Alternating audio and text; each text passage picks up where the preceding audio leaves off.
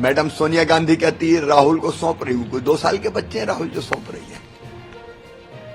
53-54 साल के व्यक्ति को सौंपा जाता है क्या? और मैडम सौंप नहीं रही, मैडम थोप रही है। पहले कांग्रेस पर थोपा तो 50 बार कांग्रेस हारी, फिर अमेठी पर थोपा तो राहुल गांधी हार गए, और अब राहुल को सौंप दिया है रायबरेली को। रायबरेली पर थोपा है, सौंपा नहीं है, तो रायबरेली हार रहे हैं। मध्य प्रदेश के पूर्व मुख्यमंत्री और भाजपा नेता शिवराज सिंह चौहान ने कांग्रेस नेता राहुल गांधी और पूर्व प्रधानमंत्री जवाहरलाल नेहरू पर करारा हमला बोला। उन्होंने कांग्रेस पर भारत के विभाजन का दोषी होने का आरोप लगाया है और कहा है कि कांग्रेस ने राहुल गांधी को रायबरेली पर थोप दिया है। क्या वाकई में कांग्रेस और नेहरू ही भारत के विभाजन के लिए जिम्मेदार है? क्या कांग्रेस राहुल गांधी को राजनीतिक लाभ के लिए इस्तेमाल कर रही? आइए इन सवालों का जवाब ढूंढते हैं। नमस्कार, स्वागत है आपका एयर न्यूज में। पूर्व मध्य प्रदेश के मुख्यमंत्री और भाजपा नेता शिवराज सिंह चौहान ने कांग्रेस नेता राहुल गांधी और पूर्व प्रधानमंत्री जवाहरलाल नेहरू पर करारा हमला बोला है। उन्होंने कांग्रेस पर भारत के विभाजन का दोषी होने का आरोप लगाया है और कहा है कि कांग्रेस ने राहुल गांधी को रायबरेली पर थोप दिया है। शिवराज सिंह चौहान ने कांग्रेस के रायबरेली से राहुल गांधी के चुनाव लड़ने के फैसले पर निशाना साधते हुए कहा, सोनिया गांधी राहुल गांधी को रायबरेली पर थोप रही हैं। उन्होंने उन्हें कांग्रेस पर थोप दिया था और वह हार गए। उन्होंने उन्हें अमेठी पर थोप दिया था, वहां भी राहुल हार गए, और अब उन्होंने उन्हें रायबरेली पर थोप दिया है, वहां भी वो हार जाएंगे। चौहान ने आगे कहा, आज पूरा देश पूछ रहा है कि भारत के विभाजन के दोषी कौन है? किसने आर्टिकल 370 लागू करने का पाप किया? किसने पीओके बनाया?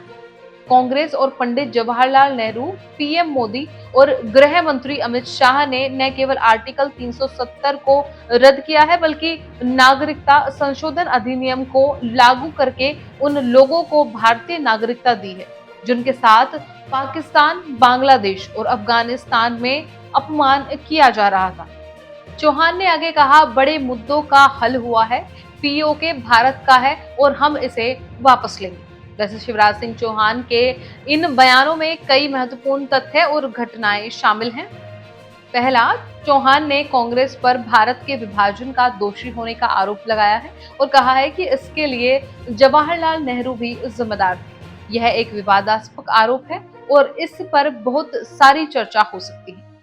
दूसरा आरोप यह है कि चौहान ने कांग्रेस नेता राहुल गांधी पर निशाना साधते हुए कहा है कि सोनिया गांधी ने उन्हें रायबरेली पर थोप दिया है और वह वहां भी हार जाएंगे। यह कांग्रेस और राहुल गांधी के खिलाफ एक कड़ा हमला है।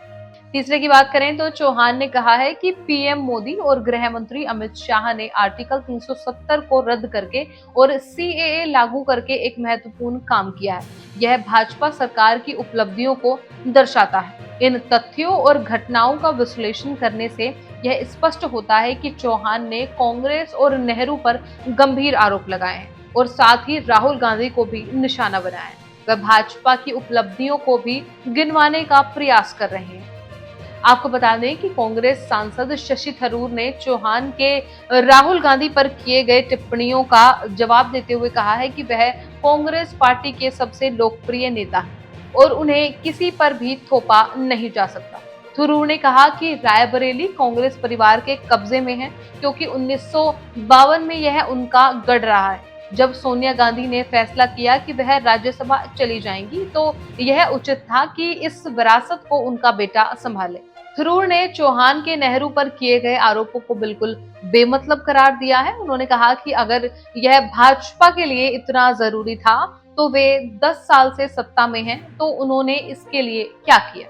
तो इस तरह शिवराज सिंह चौहान के इन बयानों में कांग्रेस और नेहरू पर गंभीर आरोप हैं, साथ ही राहुल गांधी पर भी हमला किया गया है। चौहान का मानना है कि कांग्रेस और नेहरू ही भारत के विभाजन के लिए जिम्मेदार हैं और कांग्रेस राहुल गांधी को राजनीतिक लाभ के लिए इस्तेमाल कर रही है।